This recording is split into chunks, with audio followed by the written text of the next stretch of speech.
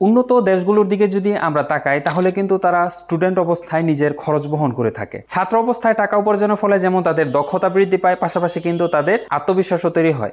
এর ফলে পরবর্তীতে তাদের কেরিয়ার গঠনে কিন্তু অনেক গুরুত্বপূর্ণ ভূমিকা পালন করে। প্রক্ষান্তরে আপনি যদি বাংলাদেশের প্রেক্ষাপটের কথা চিন্তা করেন তাহলে বাংলাদেশের ছেলেমেয়েরা কিন্তু অনার্স মাস্টার্স পড়াকালীন সময়ে বাসা থেকে টাকা এনে তাদের খরচ বহন করে থাকে।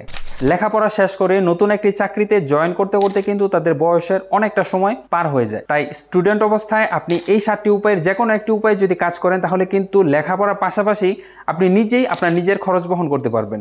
কোনো ক্ষেত্রে তো আপনি স্টুডেন্ট অবস্থায় এই কাজ করে প্রতি মাসে $500 থেকে $1000 পর্যন্ত উপার্জন করতে পারবেন। তাহলে চলুন আর দেরি না করে দেখে নেই স্টুডেন্ট অবস্থায় লেখাপড়ার পাশাপাশি টাকা উপার্জনের 7টি উপায়। ছাত্র অবস্থায় টাকা উপার্জনের কথা বললে যেই বিষয়টি সবার আগে মাথায় আসে সেটা হলো টিউশনি করা। এতে করে একদিক দিয়ে যেমন ছাত্র অবস্থায় টাকা উপার্জন করা যায়, অন্যদিকে কিন্তু আপনার দক্ষতাও বৃদ্ধি পায়। পরবর্তীতে আপনি যখন কোনো চাকরির পরীক্ষা বা ইন্টারভিউ দিতে যান তখন কিন্তু এই বিষয়গুলো আপনার চর্চার থাকার ফলে আপনি খুব সহজেই সেই চাকরির ইন্টারভিউতে পাশ করার একটা সুযোগ থাকে। টিউশনি পাওয়ার সবচেয়ে বড় একটি উপায় হচ্ছে নিজের পরিচিত আত্মীয় স্বজন অথবা বন্ধু বান্ধব ভাই ব্রাদারদের ধরে টিউশনি পাওয়া। তাই আপনার লেখাপড়া করার পাশাপাশি যদি আপনার হাতে কিছুটা সময় বেঁচে যায় তাহলে কিন্তু আপনি অনায়াসে প্রতি মাসে 2-3টা টিউশনি করে মাস শেষে হ্যান্ডসাম কিছু টাকা উপার্জন করতে পারেন। বর্তমানে বাংলাদেশে পাঠাও, ইউবার সহ নামিদামি বেশ কিছু প্রতিষ্ঠান রয়েছে যেখানে শিক্ষার্থীরা খুব সহজেই চাইলেই কিছু টাকা উপার্জন করতে পারে। রাইড শেয়ারিং এর মূল তাৎপর্যটি হলো আপনার যদি পার্সোনাল একটি বাইক থাকে তাহলে আপনি সেই বাইকের মাধ্যমে একজন যাত্রীকে এক জায়গা থেকে অন্য জায়গায় খুব দ্রুত সময়ের মধ্যেই পৌঁছে দিতে পারবেন। এতে করে কিন্তু দিন শেষে আপনার হাতে 1500 থেকে 2000 টাকা, কোনো ক্ষেত্রে 3000 টাকা পর্যন্ত উপার্জন হয়ে যায়। এখন আপনি এই 1500 থেকে 3000 টাকা যদি মাস শেষে হিসাব করেন তাহলে কিন্তু আপনার খরচের বাহিরেই বেশ কিছু টাকা আপনার হাতে থেকে যায়। স্টুডেন্ট অবস্থায় রাইড শেয়ারিং হতে পারে আপনার ইনকামের অন্যতম একটি সেরা উপায়। বর্তমান সময়ে টাকা উপার্জনের সবচেয়ে জনপ্রিয় মাধ্যম হলো ফ্রিল্যান্সিং করা। ফ্রিল্যান্সিং মানে হচ্ছে কোনো একজন ব্যক্তি বা প্রতিষ্ঠানের অধীনে কাজ না করে নিজের স্বাধীনভাবে কাজ করা। আর যারা এই ফ্রিল্যান্সিং করে তাদেরকে ফ্রিল্যান্সার বলা হয়। তবে এর জন্য আপনার প্রয়োজন নির্দিষ্ট একটি পেশার উপর ভালো দক্ষতা অর্জন করা। বর্তমানে সারা পৃথিবীতে ফ্রিল্যান্স কাজ করার জন্য বেশ কিছু জনপ্রিয় মার্কেট প্লেস রয়েছে, যেমন Fiverr, Upwork, Freelancer, PeoplePerHour. এই মার্কেট প্লেসগুলোতে আপনি সার্ভিস সেল করেও প্রতি মাসে হিউজ পরিমাণ টাকা উপার্জন করতে পারবেন। যারা ছাত্র জীবন থেকে টাকা উপার্জন করতে চায় তাদের জন্য অন্যতম জনপ্রিয় একটি মাধ্যম হতে পারে বাইক মেসেঞ্জারিং পেশাটি। অনেকেই ঢাকার এক প্রান্ত থেকে অন্য প্রান্তে ছোটোখাটো কোনো পার্সেল পাঠাতে চায়। সেক্ষেত্রে তারা যদি প্রফেশনাল কোনো কুরিয়ার সার্ভিসের মাধ্যমে পাঠায়, একদিকে যেমন তাদের খরচটাও বেড়ে যাবে, অন্যদিকে কিন্তু এটা সময় সাপেক্ষ। সেই ক্ষেত্রে যদি আপনার পার্সোনাল কোনো বাইক বা বাইসাইকেল থাকে তাহলে কিন্তু আপনি খুব সহজেই এই ছোটোখাটো পার্সেলগুলো এক প্রান্ত থেকে অন্য প্রান্তে পৌঁছে দিয়ে বেশ কিছু টাকা উপার্জন করতে পারবেন, যা আপনার ব্যক্তিগত খরচ বা আপনার পরিবারকে সাপোর্ট করার জন্য খুবই গুরুত্বপূর্ণ।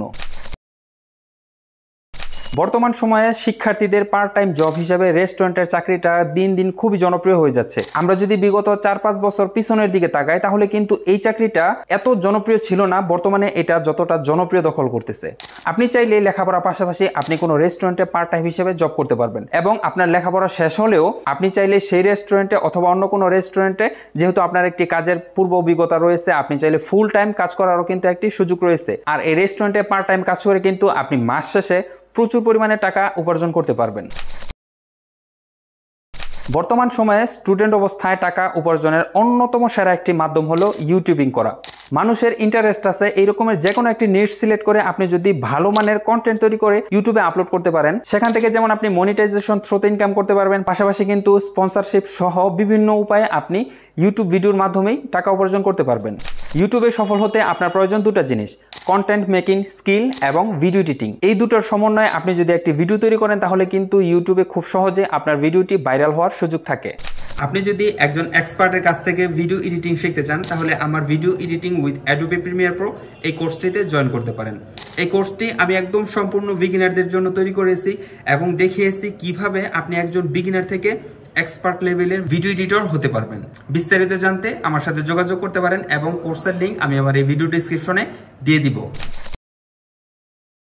সবচেয়ে সহজ, সুন্দর কিন্তু আজীবন টাকা আয়ের অন্যতম সেরা একটি মাধ্যম হলো ব্লগিং করা। আপনার যদি লেখালেখির কিছুটা অভ্যাস থাকে এবং আপনি নির্দিষ্ট একটি টপিকের উপর বেশ কিছু লেখালেখি করতে পারেন, তাহলে এই পেশাটি হতে পারে আপনার স্টুডেন্ট অবস্থায় টাকা উপার্জনের অন্যতম সেরা একটি মাধ্যম। এর জন্য প্রয়োজন আপনার একটি ওয়েবসাইট। যদি নিজের ওয়েবসাইটে লেখালেখি করতে পারেন তাহলে ভালো। তাছাড়াও ফ্রিল্যান্স এমন অনেক মার্কেট প্লেস আছে যারা কিনা ফ্রিল্যান্স কন্টেন্ট রাইটার খুঁজে থাকে।